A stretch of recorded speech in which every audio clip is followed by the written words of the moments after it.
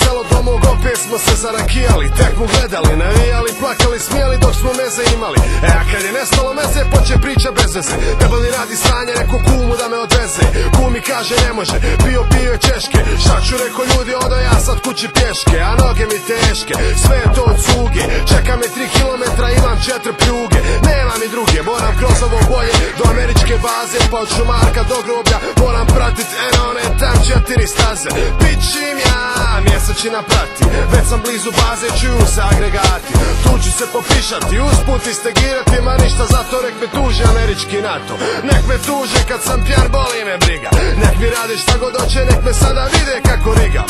Ajde izađite svi iz baze da vas prebijem, jeboli vas onaj šupa Kevinem, da vas jebo.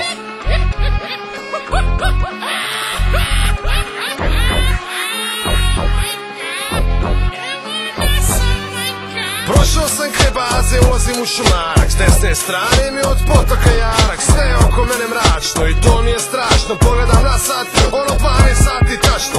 Nešto iza mene šušnji, ja stavljam ko područnu. Pogledam iza sebe, reko, koga jebe.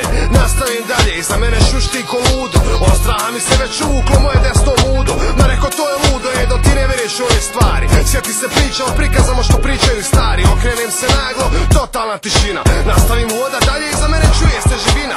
Čuje se stampedo, neki glas se dere.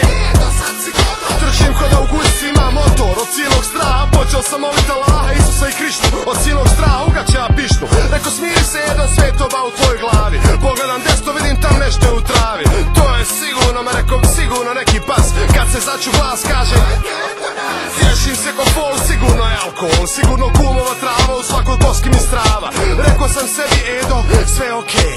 Sjeti se one knjige od one Louise Hay. Misli pozitivno, evo tu je kraj Šumarku. Začu se glas kaže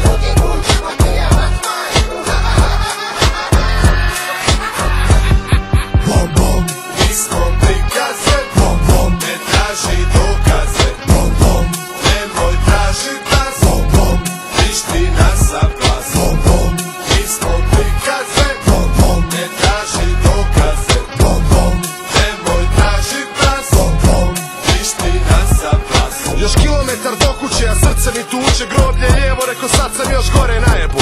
A možda i nisam, ja sam jedan dobar insan. Možda ima sreće pa da mirno završi veće, al neće.